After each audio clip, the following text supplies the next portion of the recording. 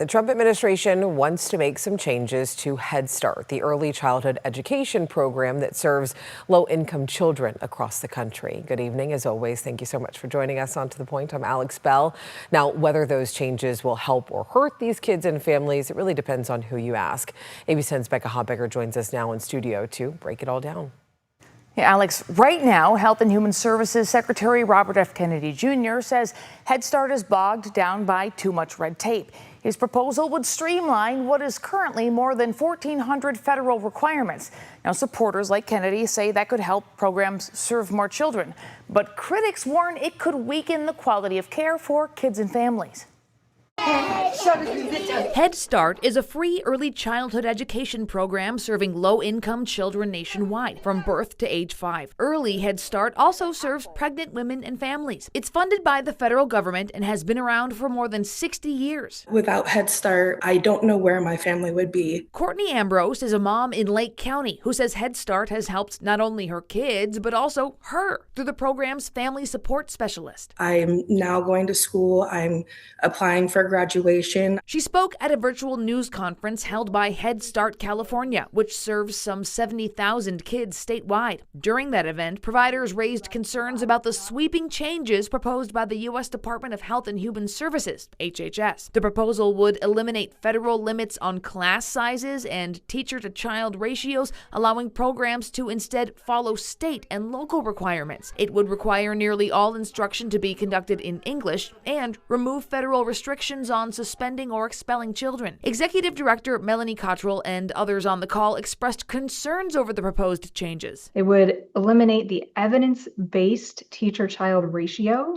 and group size requirements that support high-quality classrooms and individualized learning. They would remove key requirements related to serving children with disabilities. But those changes could allow for Head Start to serve more children, federal officials say. HHS proposes streamlining more than 1,400 regulatory provisions and giving states and individual Head Start programs greater control. The agency estimates the resulting savings could support about 116,000 additional Head Start preschool slots and 45,000 early Head Start slots or more by 2031. We think they know what's best for their local communities. Alex Adams is Assistant Secretary of the Administration for Children and Families at HHS.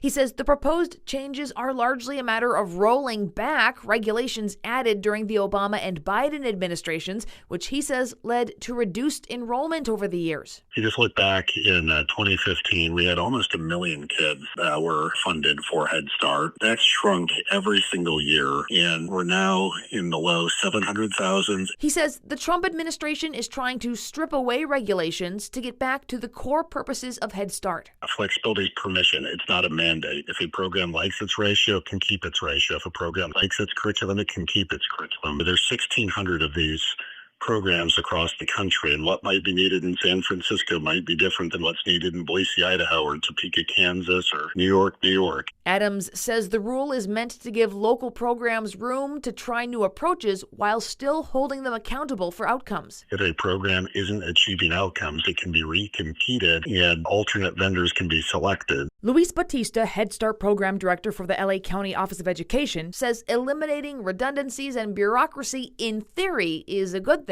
I think all of us who are in program will welcome the opportunity to reduce any unnecessary administrative burden, especially when those changes allow us to spend more time serving children and families. But, flexibility should never come at the expense of quality or safety or equitable access. And some of these proposed changes are going to actually impact all of those things.